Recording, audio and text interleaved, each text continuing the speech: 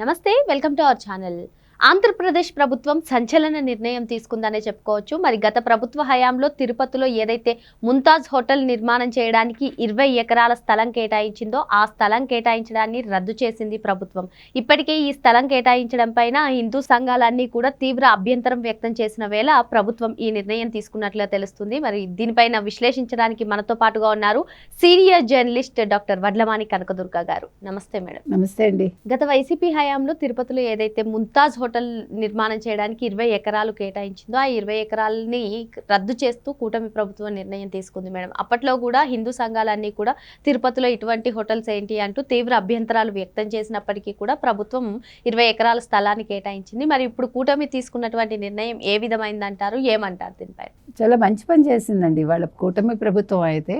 ఎందుకంటే అలిపిరి దగ్గర స్వామివారి పాదాల చెంత ఉండే భూమి ఏదైతే ఉందో 20 ఎకరాలు గత ప్రభుత్వం అంటే వైసీపీ ప్రభుత్వం హయాంలో అసలు జగన్మోహన్ రెడ్డి ఎలా ఇచ్చారు. అప్పుడు చాలా గొడవలు జరిగితే కూడా ఎవరు పట్టించుకోవాలి, అంటే మా ఇష్టం అన్నట్టుగా చెలరేగిపోయారు. మీకు తిరుమలలోనే 400 పైచీలకు క్రిస్టియన్స్ పనిచేస్తున్నారంటే ఒక క్రిస్టియన్ని తీసుకెళ్ళి టీటీడీ చైర్మన్గా చేశాక ఇంక ఇవన్నీ పెద్ద విషయాల వాళ్ళకి. అంటే మేము చాలా గొప్పగా ప్రభుత్వాన్ని నడుపుతున్నాం అనుకుంటున్నారు తప్ప వాళ్ళు చేసిన తప్పులు వాళ్ళకి తెలియదు.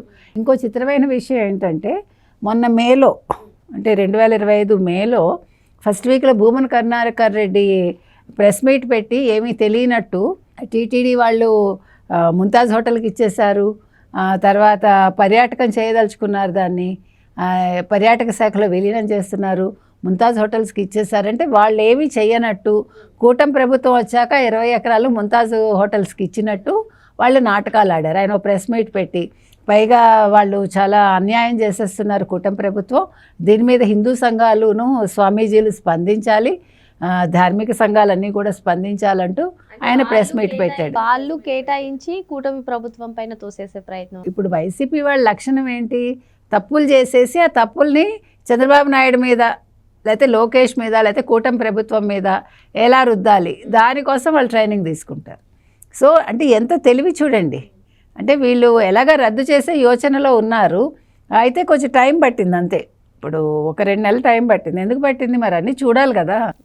అవన్నీ చూసాక ఇవాళ రద్దు చేశారు 20 ఎకరాలు ఏకంగా.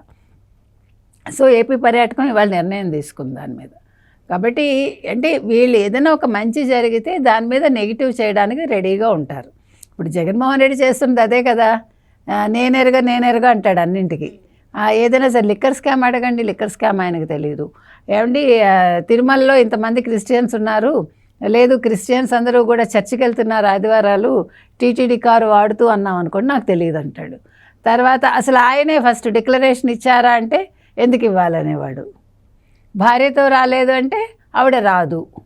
అంటే ఆయన చేసినవన్నీ కూడా ఆయన అసలు పట్టు వస్త్రాలు ఎందుకు ఇస్తాడు? అలాంటప్పుడు నువ్వు ఇవ్వకూడదు కదా. ఎందుకు ఇచ్చావంటే నేను ముఖ్యమంత్రిని, చెల్లుబాటు. ఇప్పుడు అవసరానికి ఓ బొట్టు పెట్టుకుంటాడండి, అవసరానికి హిందువుగా మారిపోతూ ఉంటాడు, అవసరానికి స్వరూపానందేంద్ర సరస్వతి గారి చేత పూజలు చేయించుకుంటాడు, యాగాలు చేయించుకుంటాడు. రాజశ్యామల యాగం చేయించుకున్నారు ముఖ్యమంత్రి అవుదామని. మొదటిసారి ఏదో అయ్యారు, రెండోసారి చేయించుకుంటే బెడ్స్ కొట్టింది. ముందు అసలు ఆయనకే ముందు ముప్పు వచ్చింది. ఎవరికి? స్వరూపానందేంద్ర స్వామికి. ఏంటండి ఎంతమంది వెళ్ళిపోయి ఆయన దగ్గరికి మంత్రులు కావచ్చు, మరొకళ్ళు కావచ్చు వైసీపీ హయాంలో. అంటే స్వామీజీలు నమ్మకూడదని మనం చెప్పట్లేదు, కానీ కమర్షియల్ స్వాములను నమ్మద్దని చెప్తున్నాం. నిజంగా వాళ్ళ దగ్గర విద్వత్తు ఉండి వాళ్ళు వీటన్నిటికీ అతీతంగా ఉంటే వెళ్ళి ఆశీర్వచనం తీసుకోవచ్చు, తప్పులేదు. కానీ మనం ఏదో ఆశించి వాళ్ళకి మనం డబ్బులు ఇచ్చి వాళ్ళకి భూములు ఇచ్చి కట్టబెట్టి చేయటం అనేది తప్పు కదా.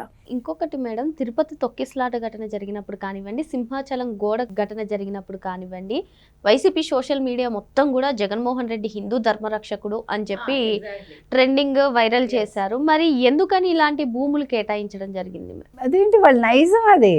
ఇప్పుడు వాళ్ళు చెప్పేది ఒకటి, చేసేది ఒకటి. ఒక ముసుగేసుకుంటారు. హిందూ ధర్మ పరిరక్షకుడు అంటూ ఒకటి పెట్టారు సోషల్ మీడియాలో. ఆయన చాలా పరిరక్షించేశాడు, వాళ్ళని ఇది చేశాడు, వీళ్ళని ఇది చేశాడు అనుకుంటూ ఇచ్చుకున్నారు వాళ్ళు. తర్వాత ఈ కల్తీ నెయ్యి మీద, కల్తీ లడ్డూ మీద కూడా వాళ్ళు వాళ్ళ సొంత వ్యాఖ్యానాలు ఇచ్చుకున్నారు వాళ్ళు తప్పు చేసి. అంటే డబ్బులే ఆయన చేసే పనులు చేసేవే. మీకు అర్థమైందా? సో ఇప్పుడు నేను చెప్పొచ్చేది ఏంటంటే జగన్మోహన్ రెడ్డి సైకాలజీ అది. అన్నీ తనకి ఏది అనుకూలంగా కావాలో అలా మలుచుకోవటానికి ప్రయత్నిస్తాడు. ఒక తప్పుని ఒప్పుగా చేసుకోవటానికి, తనకేమీ సంబంధం లేదని చెప్పటానికి, దాన్ని ఎలాగో ఒకలాగా టీడీపీ మీద వేయటానికి, ముఖ్యంగా చంద్రబాబు నాయుడు గారి మీద అతని ప్రయత్నాలన్నీ ఉంటాయి. మీరు కల్తీ నెయ్యి చూడండి, మాకేం తెలియదు, ఏమీ లేదన్నారు. కానీ ఎంత ఘోరం అది. ఒక పొన్నవాళ్ళు లాంటి వాళ్ళు ఏం మాట్లాడారు ఒళ్ళుపై తెలియకుండా. అంటే మీరు దేవుడితో ఎందుకు ఆటలాడుకుంటున్నారు?